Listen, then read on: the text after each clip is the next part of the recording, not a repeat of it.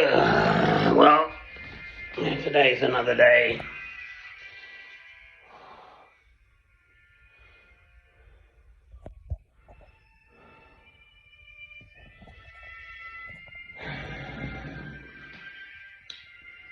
Good morning. I just have to speak. I'm not a child, and I'm here in England, my country. It's so utterly appalling. It really beggars belief. Quite frankly, this.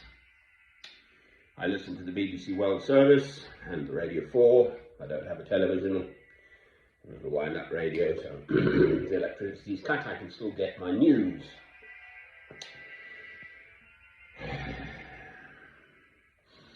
They have a programme called Today in Parliament at 11:30 p.m. on Radio 4. And some Lord fellow, they have the MPs first for the first quarter of an hour, 20 minutes, and the last 10 minutes is the Lords, the upper chamber. Oh, they're discussing. They can't make their minds up, the politicians, what is a genocide or not. Oh, we'll send it to the legal people, let them decide, and there's no jurisdiction or something for the legal people to decide either. So England doesn't know what genocide is.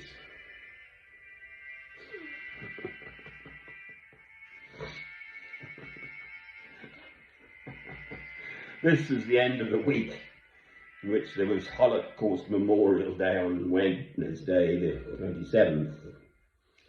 And I'm in this foul little England. I've travelled the world.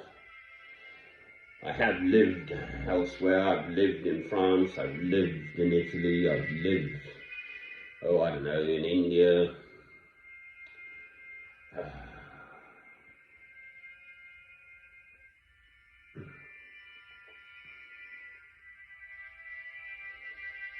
Australia, New Zealand, Canada, America.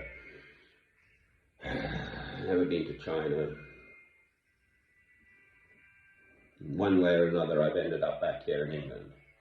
We're under purportedly a lockdown, but that's no way the same as March the 23rd of last year. I've just been in my little local town, which is called Harpenden. I'm in Hertfordshire, where hurricanes hardly ever happen. And most shops are closed, but Sainsbury's, the main sort of supermarket's open, the bank next door was open,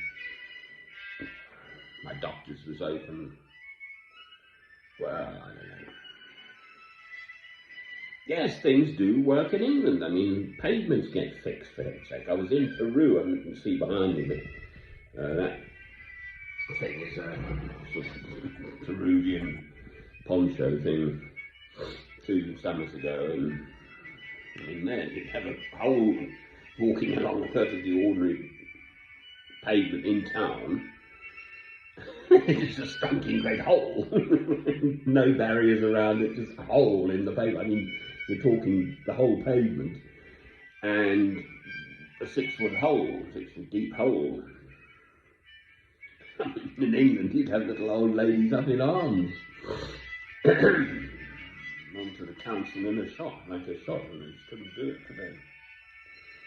And we've got a national health system, which I need myself now. I have a medical condition which requires it. Free at the point of delivery. We pay our taxes, etc. And many another thing. This, freedom of speech. I've got over 3,000 films up in the last 12 years and counting now. I think I'm almost in my 13th year now, February 2008 I first started. Not once have I been sanctioned for what I've said. And I speak, I suppose, pretty directly and radically, it might be considered. I've spoken out about the Church of England as being a complete waste of space. That means the Queen of this country, Britain, is a waste of space. The Roman Catholics are a waste of space. I mean, where does one turn to? Quite frankly, for sense, to God. That's it. I have my Bible. I have the New International Version, which is a very good English translation. And basically that's it. Because the world just beggars belief. I mean, I listen to this on the Radio 4 now at 10 to midnight. Britain, the politicians can't make their minds up what is or is not a genocide. Truly. I mean, that's just... it's the Uyghurs in China. Is it a genocide or not? The figure I hear is 1 million people kind of incarcerated and then they're re-educating them. A crime against humanity. Out of their culture, which I think is Muslim.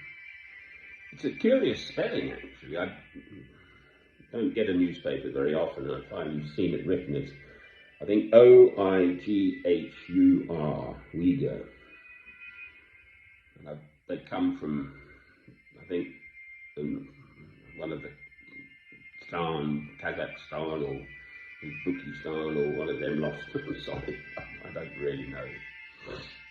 But I know it's wrong. And then the Rohingya, also Burma is in trouble. Myanmar. Well, I still can't believe I heard what I heard. I think I can get a replay on BBC Sounds. I can actually rerun it. It's about 11:48 p.m. 23:48 hours. I just turned on the radio. Britain, the politicians cannot decide whether the situation with the Uyghurs in China, for whatever reason, political obviously, i.e. they don't want to offend China, is a crime against humanity or not. Well, I mean, I rest my case, I suppose, I don't know. It's just too awful. And I'm here in England. Well, I'm in my little room, thank you. I've got all the facilities I need. I've had a little shop today. I've got 3 months food supplies stocked up. Plenty of candles for light. My own gas supply, little primer stove things. Bottles of water, actually, curiously. I've had to be in situations where you carry in your own water, so it's all very well having stacks of rice and lentils and so on, and cooking, heating facilities, but no water. Well, you're stuffed, aren't you? So if one day that I try and turn on the tap and it doesn't work, yes, the neighbours and this machine, I can telephone and so on, hopefully. But in fact, I could survive here physically in this little flat I've got here in Harpenden, oh, I don't know, at least 3 months, I think. Just on the food and, well, no, not the water. I haven't got 3 months of water, actually. I think I've got at least a week's worth.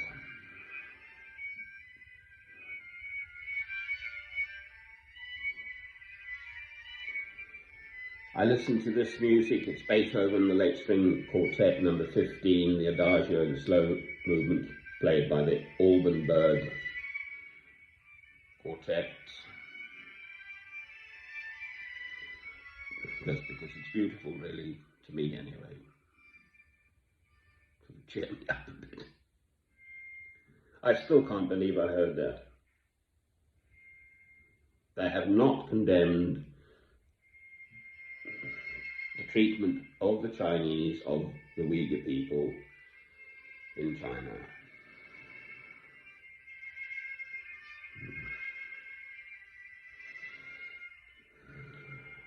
I'm a Christian.